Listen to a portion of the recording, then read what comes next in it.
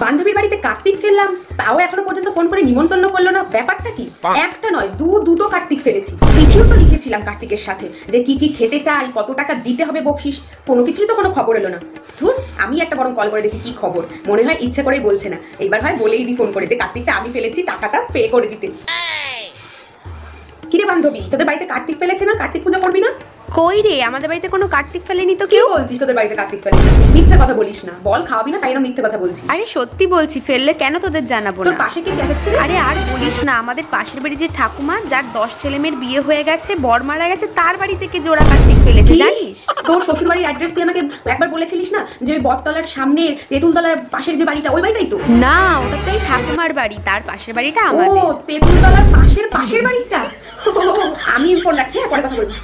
এখনই ফোনটা switch off করে রাখি, না হলে আমার কপালে আজকে অশেষ দুঃখ আছে।